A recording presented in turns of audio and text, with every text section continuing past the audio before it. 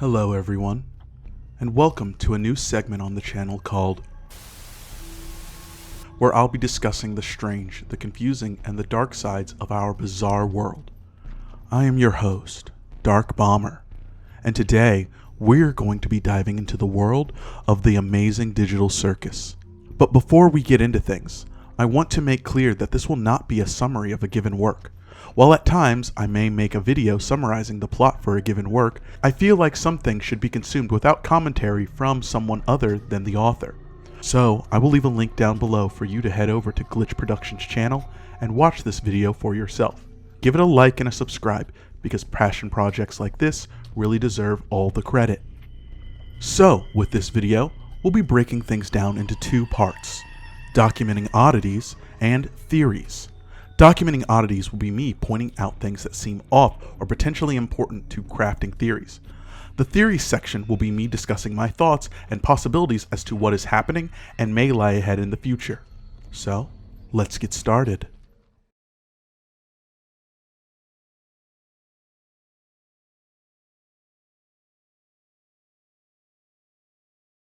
Right off the bat, we have a slight transition from low resolution graphics to a much clearer resolution. It's as if we went from how PS1 style graphics are displayed on TVs to how things look actually inside this world. At 13 seconds in, we are introduced to Cain. I specifically want to draw attention to his name, which could be a reference to the biblical Cain. Cain is notable in the Bible for not only being the first son of Adam and Eve, but also for the murder of his brother Abel, due to his jealousy over God favoring his brother's offering over his.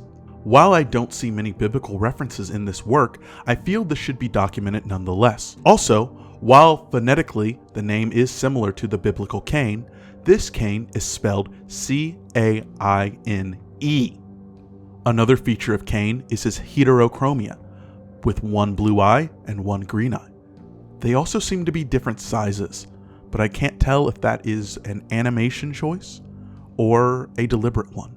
Bubbles is introduced. It seems that this character is some sort of partner or assistant to Cain. However, this character seems to have independence from Cain. They act in a way that displeases Cain at times. The intro song has a lot of information about the world. Disclaimer: Kaufmo the Clown did not show up today. A disturbing warning of things to come. Day after day is repeated in the intro song theme twice. The first two times seem to be part of the song, but the second two times seem like a cut in the video to repeat the phrase. The moon and sun and we don't know why is the first indication that no one seems to understand this world, possibly even extending to Cain and Bubbles. A red exit door can be seen. As Pomni runs to it, it dissolves away before she can reach it. A flower in a pot falls from the sky, almost hitting Pomni. However, once it hits the ground, it starts glitching into the floor. More evidence that things might not be as stable as we think in this world. Jax asks Cain if Pomni is a new NPC. This seems to imply Cain has the ability to create beings to some degree. Pomni tries to take some unseen headset off. Jax makes a comment that implies everyone here has tried that. Something I want to point out as an aside, since we've seen the main cast now, is how some of their designs seem to be references to children's toys or real-life media. Zubul seems to be a reference to Zolo toys. They were figures with weird shapes and pieces you could take apart and rearrange. Ragatha's design is based on a popular Raggedy Ann doll. Jax is a reference to Popey from Popey the Performer, a bizarre kids show I may end up talking about one day. Also worth note, Popey the Performer's CG art style is very similar to the look of the world digital circus takes place in. Kinger's body is the king piece from Chest with eyes. He also reminds me of the Double King from Felix Colgrave's work, but I assume that's coincidental due to their simple designs. Cain's look seems to be inspired by Chattering Teeth toys, and Gangle is a reference to Comedy and Tragedy Mask, but I'm unsure how that's a reference to children beyond the theater. Anyway, let's continue. Cursing is forbidden in this world. Anyone who speaks them has the word censored. Cain establishes this world is supposed to be for all ages, but oddly, throughout the video, besides Bubbles, none of the characters seem very childlike. They all seem to be adults. It's established that no one has the ability to let anyone leave this bizarre world. Not even Cain, it seems. Also, none of them seem to have chosen the bodies they currently inhabit. Jax has established that everyone has been here for years, with Kinger being the oldest. However, the longer you're in the digital circus, the greater the chance you have of going insane. But your mind isn't the only thing you could potentially lose. I'm not sure how relevant this could end up being, but Kinger is seemingly obsessed with insect collections. When Kane goes to explain to Pomni all of the additional activities she can take part in, his eyes display and scroll the Windows blue screen of death while an AOL dial-up connection noise plays, but the ball pit and mini golf still work. There are two places those trapped inside the digital circus can go outside the tent: the digital lake and the carnival. However, neither of these locations are visited this episode.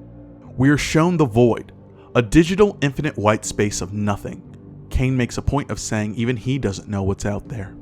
Kane establishes that he has a connection to the green floating eyes around this world that allow him to see everything. We actually see one of those eyes earlier in the video. The moon seems to be into Kane. I'm not sure if this is a gag or means anything, as this is the only time we see the moon talk. The sun is silent the entire video. Kane implies that there is some kind of mind transfer to enter this world, as he brushes off Pomni's questioning of the red door, so this is more than just a visual illusion for the people trapped here. Pomni establishes that she can't remember her name. Could there be other memories she's forgotten? Kane also points out that he doesn't have control over their minds. Kane quickly spews out a user agreement about a name choice. There isn't anything odd in the terms to me, it seems pretty basic. Pomni is given her new name by Kane. Apparently, the word Pomni in Russian means remember. Interesting, given this character doesn't remember her name or some of her memories. Kane says he's going to create a new adventure for Pomni. Kane asks Pomni if she's fine with death multiple times. This further shows the depths of Kane's powers in this world. It seems to be implied he makes adventures for the group a lot. Ragatha expands on this further, saying Kane's adventures are something they do for fun to pass time. Otherwise, they might go insane. Before we see Kaufmo the clown, Kinger states the last time he saw Kaufmo, he was going insane talking about the red door. We are shown the hallway leading to the rooms where everyone lives. Each door has a picture of the character who lives there. However, some of the pictures have a red X over the photos, while others just have a headshot of what seems to be an artist's mannequin. Ragatha established they don't need to sleep. There is a photo X'd out on the door that seems to be a queen chess piece character. Jax has a key to Kaufmo's room. From Ragatha's reaction, this seems highly unusual for a character to have a key to someone else's room. Jax jokingly implies he has access to other rooms as well, including Ragatha. Kaufmo's room has the word exit scribbled in red on all the walls and some of the photos. Also worth noting is his photos in his room are more realistic, not depicting the abstract shapes in the world like the photos outside in the hall. We see a drawing of Kaufmo with the words, "No exit" on the wall. We also see a creepy drawing of Kane's head looking like it's chasing Kaufmo to devour him. Also, Kaufmo isn't in his room, but this large black blob with colorful eyes is instead. Ragatha confirms that when you go completely insane, you turn into the large black blob with many eyes. Getting attacked by the black blob can cause you to glitch out in a bad way. This effect can also spread to others via physical touch. We are introduced to a large underground cave beneath the tent, where the Gloinks and Gloink Queen live. Both of these creatures seem to be different from the characters living above. I want to bring this up now, but it does also happen earlier in the video as well. But Jax seems to be very aware that regardless of what happens on these adventures, they'll be fine. Even though Zoobles gets eaten by the Gloink Queen, he seems unfazed by it, almost as if this has happened before on other adventures. However, in contrast to Zoobles' plight, Jack's reaction to a random glitching Gloink seems very worrying, as if he's aware of the bad news this could bring if left unchecked. Pomni enters the red exit door. On the other side, she finds what seems to be the layout of part of an office building. On the other end, there is a similar exit door. Each time she enters an exit door, she is greeted with a similar but different looking office room. Some rooms smaller, some larger, with different items and layouts, but thematically the same. Kinger asks Zubul if she experienced a game show inside the Glunk Queen. I'm unsure if this is a gag or meaningful. The term for going insane and transforming into a giant blob is called abstracting. The last room Pomni enters seems to be a more detailed office room. Pomni stares at an old desktop computer with a visual headset and headphones sitting next to it. There also seems to be some random electronic equipment on the table next to the computer. This scene seems to make Pomni snap. As Pomni enters the next room, we can see above the door she entered a logo called C&A. When Pomni enters the last exit door, she is dumped out into the void.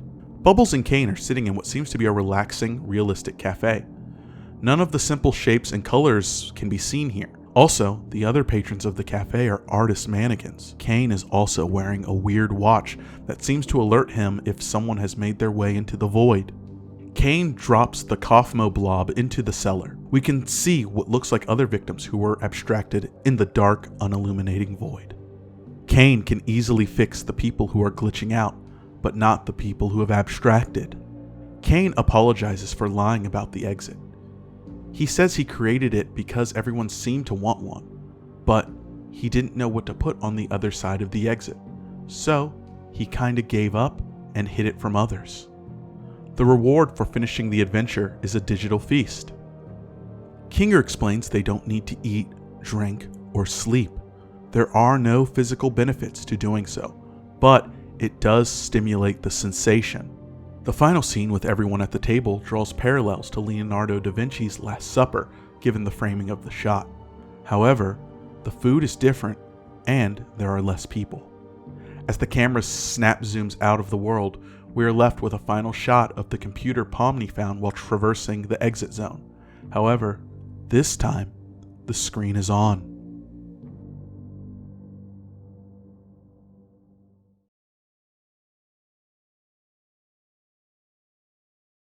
What do I think is happening? C&A is a company that created some kind of headset VR game for kids, but there is something wrong with it. It was too immersive, causing user consciousness to be stuck in the digital circus world with no obvious programmed exit out, if there even is an exit. Kane doesn't know, who I'll get to more in a second. I don't think this game was ever released to the public, and these victims might just be random employees of the company. There's just not enough real-world people characters in this world to be evidence of that fact. The main hallway they walk down to get to Kaufmo's room has a total of 24 doors, with the hallway splitting into two directions at the end. So there could be more doors with characters' faces on them, but then I remembered the artist mannequin on the doors. I think that those are empty rooms that don't get used until a user has connected their consciousness to the game. By that extension, I think there's an extreme possibility that those mannequins are empty digital shells for users to overwrite and take on their new form as weird children's entertainment themed characters. So here's what happened. The first user of the game puts on the headset we see from the exit zone and connects to the digital circus. Inside, the first user would be panicking. But why? We know from Pomni earlier in the video that she doesn't remember her name, and Kane even follows that up with the statement that he doesn't have control of the user's minds. So, the first user in the digital circus would be scared trying to find a way out. But on the outside, in the real world, the employees working there might not know that something's gone wrong. To them, the product is working as intended. The user's mind is inside the game. They obviously wouldn't be able to physically interact with the outside world too. But, as time goes on, they realize something wrong has happened. The first user hasn't logged off in a while, so they connect another person to the game using the headset, and the same thing happens. I believe they kept trying and testing ways for people to disconnect from the digital circus, failing every time and trapping more people, until one day they stop and shut down the whole project, leaving victims trapped there for years. Their bodies are either hooked up to a machine sustaining them, or their real bodies have expired, meaning even if they find a way out, they might not have anything to return their minds to. So, Pomni has a timeline in which she needs to find an exit or be trapped here forever. But that's not the only thing Pomni has to worry about. She also needs to make sure she can stop herself from becoming abstracted. What is being abstracted? We know from Ragatha that when you lose your mind and go completely insane, your digital form transforms into the edgy multi-eyed form, the Black Blob. That form is being abstracted, which is different from just glitching. But I think there's a little more to it. I think on top of going insane, you need to also lose hope as well. We can see with the clues we've gathered from Kaufmo's room that he went crazy due to his obsession with trying to escape, and at some point came to the conclusion that there's no actual exit. He's stuck there. I think his broken mind, combined with the acceptance he could never leave, caused an emotional chain reaction that causes him to lose his digital form and become an abstract black blob. It's why characters like Kinger can be insane without losing themselves completely. He still has hope. Also, a quick aside about Kinger. What happened to Kinger? I think it's possible the Queen chess piece character was related to Kinger in some way, be it as a friend or possible lover, given the two characters are the only chess piece characters in the entirety of the video. Given that she has an X over her Doris portrait, I believe she went insane and gave up hope, similar to Kaufmo. Those X's have to mean the person went abstract, and are most likely put there by Kane after he puts them in the cellar. I think seeing someone he cared about abstract broke Kinger's mind, causing him to become the scared, crazy chess piece we see in the pilot episode. However, it's the hope that he might be able to escape and even save her that is currently keeping him from being abstracted. Now, let's discuss Kane. Who/what is Kane? Kane is very clearly some sort of eye put in charge of this place, but he seems bound by the rules of this world. For example, he can create adventures which seem to summon NPCs and events for users in the game to interact and have fun with. Even though he asks if Pomni likes torture and death, his adventure doesn't seem all that dangerous. We see Zubul getting taken apart by the Gloinks and even eaten by the Gloink Queen, but by the end of the adventure, Zubul is put back together and unharmed. Even Jax doesn't seem to care about Zubul's situation. And it's not because he isn't worried, but because he knows these adventures are safe, because they were meant for children. This whole world was. I believe Kane's purpose was to create adventures for the users, reward them with prizes upon completion, and fix them up if they receive any damage along the way. He has eyes everywhere, not for spying, but to monitor children if something goes wrong. And part of what directed me to him being a kind individual was his creation of the Red Door. Kane tells the group towards the end of the video he created the Red Door and the exit zone because the group was constantly talking about wanting a way out. So he tried to create an exit based on what he assumed from the information he had. But don't you find what he made to be a bit strange? What is the Red Exit Door? The Red Exit is obviously meant to be a red herring. It was never meant to be a means of escape, but I find what Kane put behind it kind of weird. He created an abandoned office building, an office that coincidentally has an old computer with a VR headset next to it. I think Kane created an office as an exit zone because it's all he knows about the outside world. He was created in that office, so for him, that's all the outside world is. It's why the exit zone is just a series of different office rooms. Kane has never seen anything else, but he has seen an office building, and one that seems to be shut down. Think about it. If there were people, I don't think Kane would struggle to create NPCs of people in an office building. We've already seen he has some control over NPCs as he was able to unleash the Gloinks for an adventure he crafted. I think he deliberately didn't put NPCs there because there was nothing else in the office. Nothing besides old office equipment, an old VR headset, and a logo with the letters C and A. And I think I might know what the CNA stands for. What does CNA stand for? I think the CNA stands for Cain and Abel. However, the only evidence I have for this are a few biblical references I pointed out earlier, and the fact that Cain and Abel would fit perfectly. But that could also easily stand for computers and appliances. Until I get more evidence, this is very up in the air, but also something about my theory just feels right. I know it's not enough for it to stand on solid ground, but it's a start. But that's all for the oddities and theories I can find and come up with myself. If you think you found something odd or a theory, leave a comment down below. And again, please give the amazing Digital Circus a like and subscribe. Glitch Team Productions did an amazing job, and this team deserves attention and funds to put out more of this content. As you probably know from watching the video, this was the pilot for what could potentially be a larger series. I don't know if they're looking to get picked up by a TV station or find a producer to help them finance, but I'm sure your support will help them reach that goal. But for now, that's it for this issue of Remember to Love Yourself, and I'll see you in the next video.